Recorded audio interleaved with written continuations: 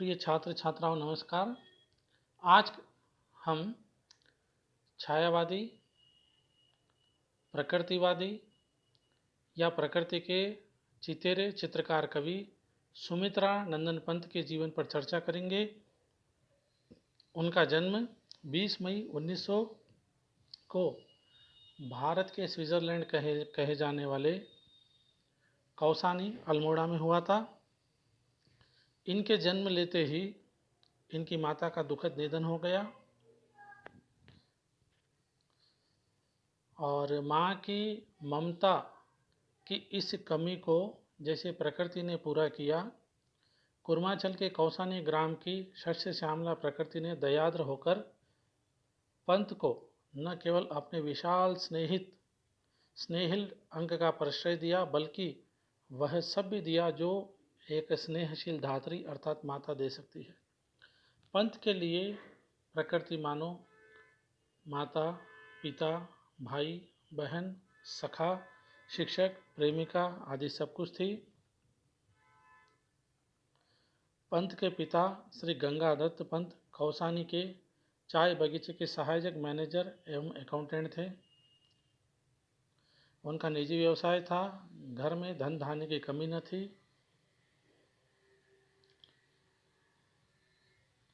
दीर्घायु की आकांक्षा से गोस्वामी हरिगिरी बाबा जी ने पंत के गले में एक रुद्राक्ष बांध दिया था और उनका नामकरण गोसाई दत्त कर दिया।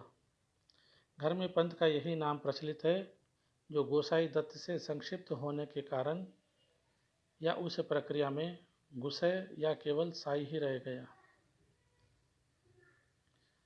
मातृहीन शिशु पंत को उनकी स्नेहमयी दादी, बुआ और बूढ़े नौकर बिस्ना ने भौतिक एवं शारीरिक आवश्यकताओं का संरक्षण दिया, तो मानसिक, भाविक, बौद्धिक और आध्यात्मिक जीवन का संरक्षण स्वयं प्रकृति ने दिया। प्रकृति की गोद में उन्हें आत्मबल, सूक्ष्म निरीक्षण, काव्य प्रेरणा मिलती रही। पंत की शिक्षा कौसानी के वर्नाक्युलर स्कूल में हुई।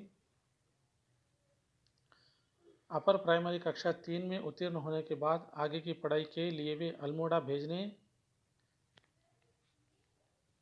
की बात उठने लगी। उन्हें पिता अपने इस दुर्बल किंतु अत्यधिक सुंदर एवं लाडले पुत्र को अपने से दूर नहीं करना चाहते थे, किंतु पंत का आग्रह देखकर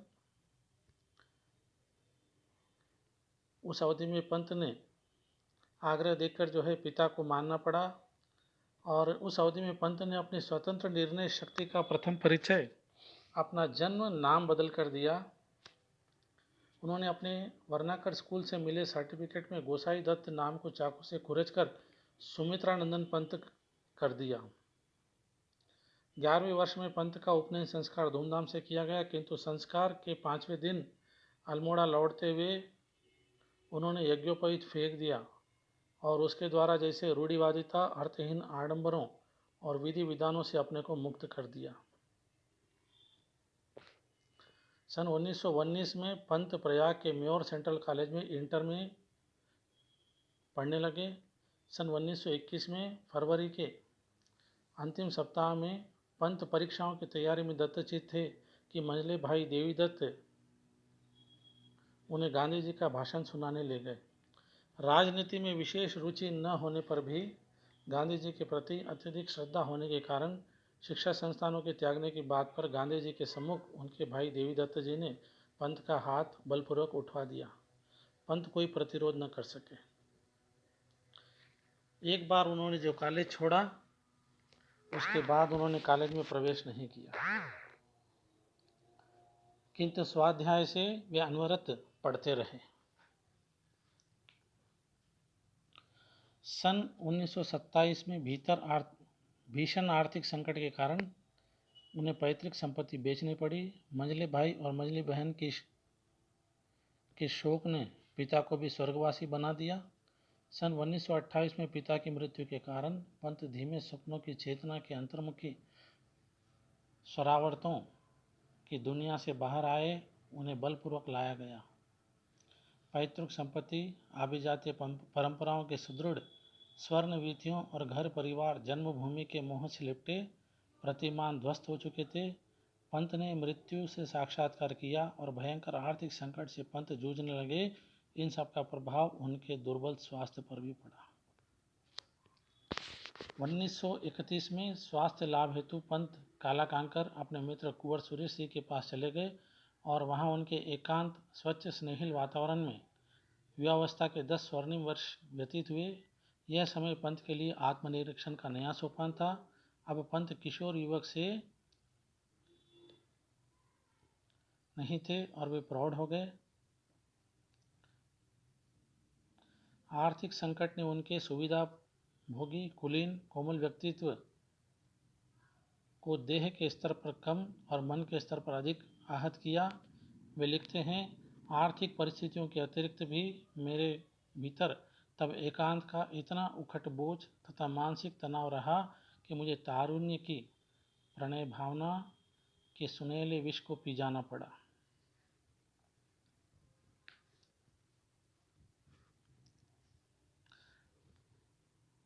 अकेला पंत शांति जोशी के अनुसार अन्य कारणों के साथ साथ पंत के अविवाहित रहने का एक प्रमुख कारण उनका प्रकृति के साथ छलकता रागात्मक नैसर्गिक संबंध तथा उनके अंतःस्थित मन की समग्रता भी है, जिसके कारण उन्हें किसी को अनन्य रूप से अपनाने की बाध्यता एवं विवशता का अनुभव नहीं हुआ। वे जीवन पर्यंत अविवाहित रहे और हिंदी साहित्य की सेवा करते रहे। अकेलापन पंत का भी आजीवन साथी रहा, किंतु यह अकेलापन प्रसाद या निराला की भांति पंत के लिए निर्वासन का पर्याय नहीं था। पंत का यह अकेलापन सायास था, अर्जित था, कवि का मनोनीत था, क्योंकि इन्हें अकेलापन या एकांत अत्यधिक पसंद था। पंत घोर आत्मकेंद्रित थे। आत्मरति पंत की प्रमुख अंतर्वृत्ति है। अल्मोड़ा में आने पर उन्होंने नेपोलियन की एक ऐसी तस्वीर देखी जिसमें नेपोलियन के लंबे बाल थे। तब से पंत ने अपने बाल लंबे रखने आरंभ किए थे। इसका कारण था कि बचपन ही से अपने शारीरिक सौंदर्य के प्रति मुग्ध प्रिय भाव और आचरण, वस्त्रों के चयन से लेकर केश लंबे रखकर अपने को सबसे विरल देखने की प्रवृत्ति उनमें थी। शारीरिक सौंदर्य उन्हें भरपूर मिला था। उसे अधिक से अधिक सजा संवार कर रखने की इच्छा होती थी। प्रकृति से उन्हें किसी महत्तर कार्य के लिए भेजा है, यह उन्हें दैनिक आचरण से लेकर कवि पद के प्रति सजग बनाए रखता था। उन्हें लगता था कि उनका जीवन यूं ही जीने के लिए नहीं हुआ था, उनका जीवन जो है कुछ विशेष कार्य करने के लिए हुआ था, और इसी भाव को लेकर जो है वे हमेशा सजग रहते थे और हमेशा मानवता के लिए कुछ न कुछ करने की हमेशा सोचते रहते थे। वे कहते हैं, मेरे मन में यह अत्यंत प्रबल इच्छा हुई कि मुझे बहुत ही स्वच्छ, पवित्र और सुंदर रहना चाहिए। तब से शारीरिक स्वच्छता की भावना मेरे शरीर में एक प्रकार से स्थायी रूप से जैसे निवास करने लगी। अर्थात वे शारीरिक रूप से भी बहुत ज़्यादा स्वच्छ रहते थे।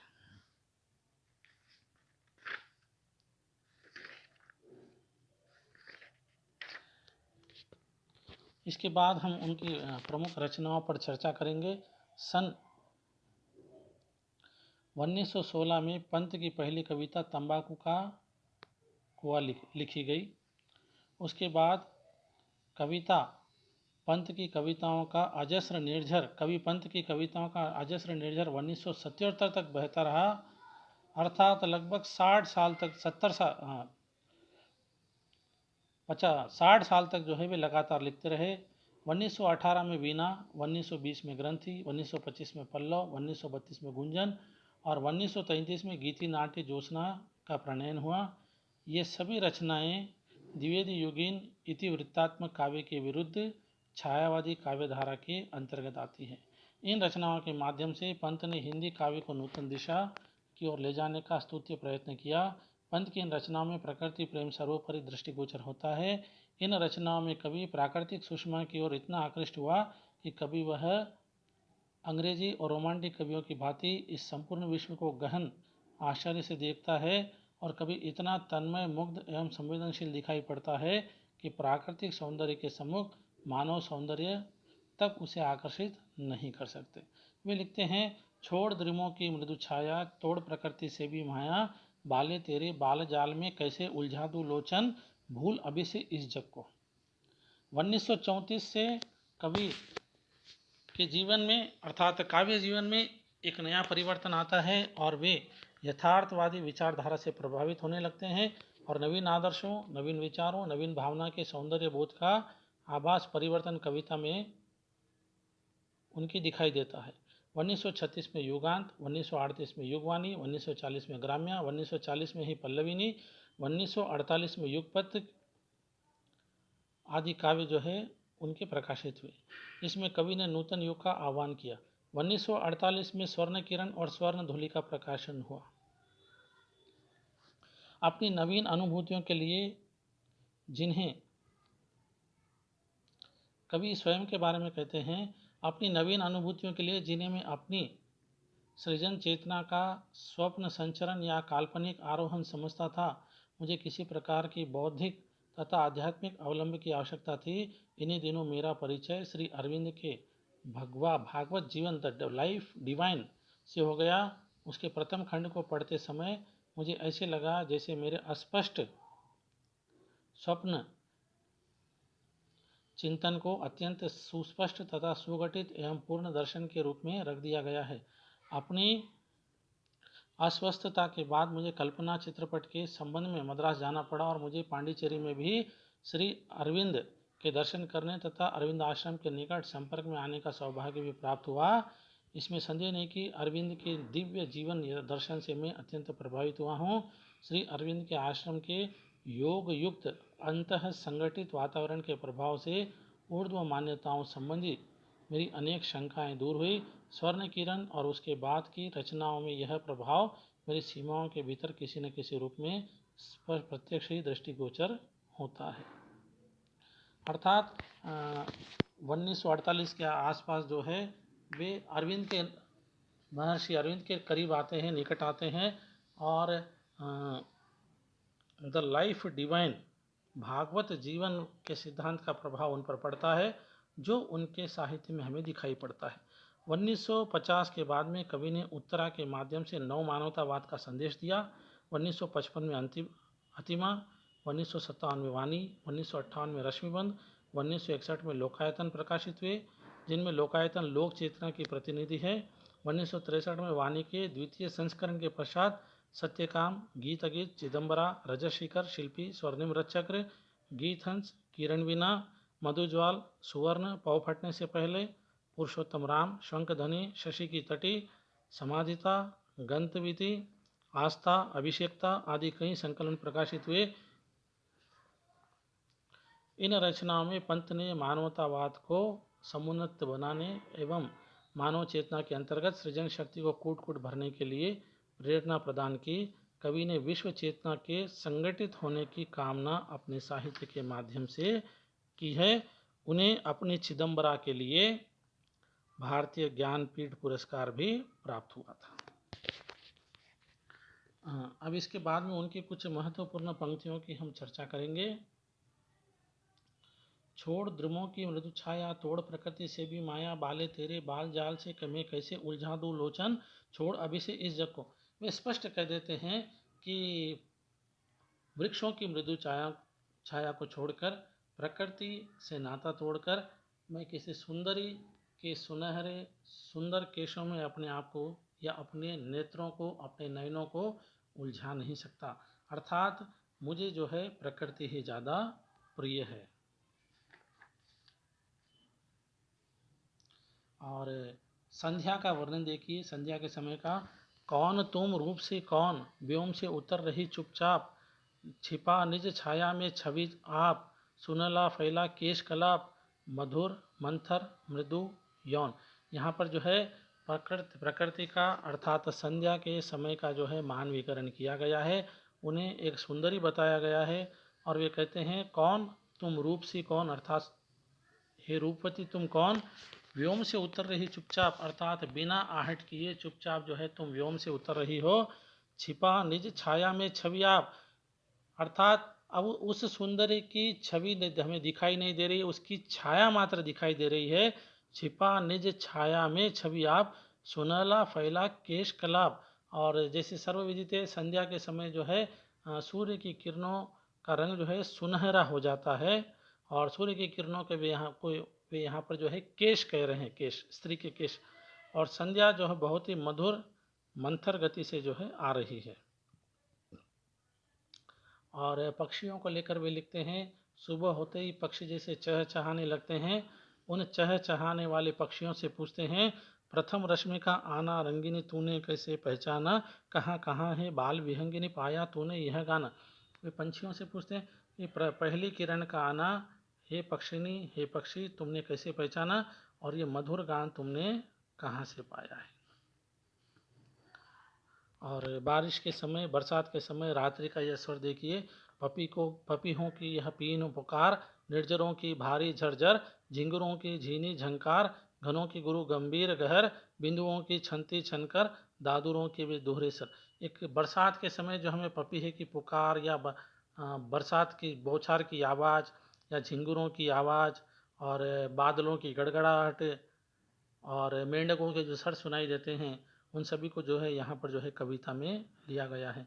और एक कविता देखिए, संध्या के समय का भाव प्रवण वर्णन यहाँ पर हुआ है चहक रही बांसों का झुरमुट, संध्या का झुटपुट, है चहक रही चिड़िया टीवीटी टूट टूट, ये नाप रहे निज घर का मग, कुछ श्रम जीवी धर डगमग डग, माटी है जीवन भारी पग।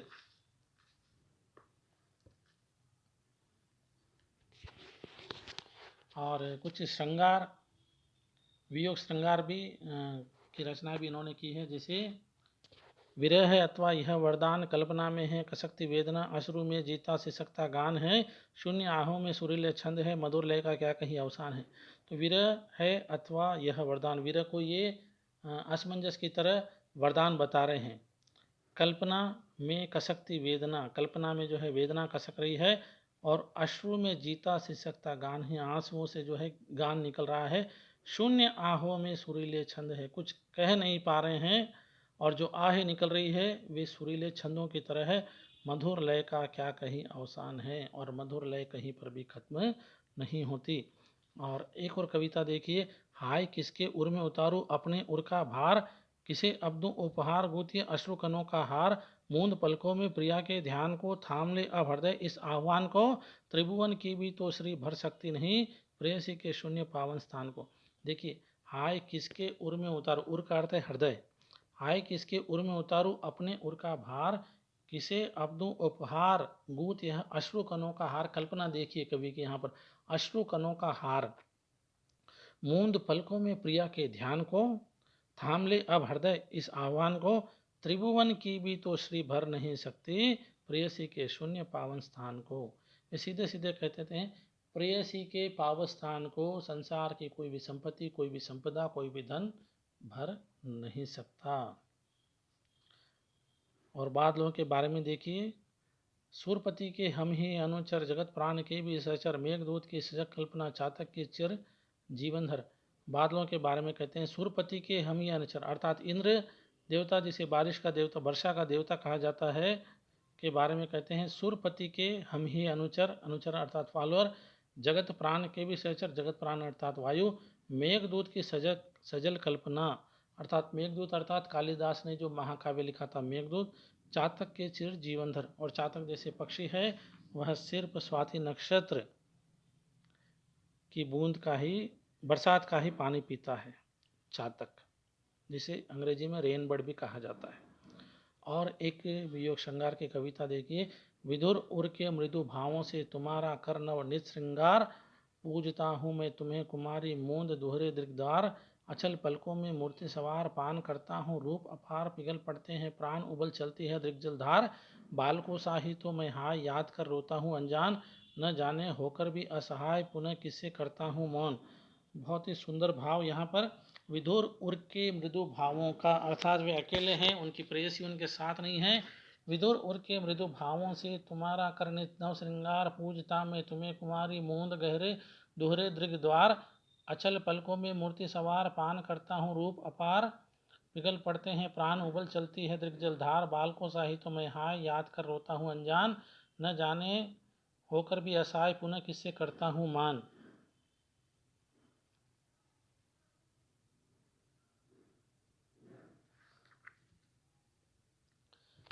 और इस तरह देखते हैं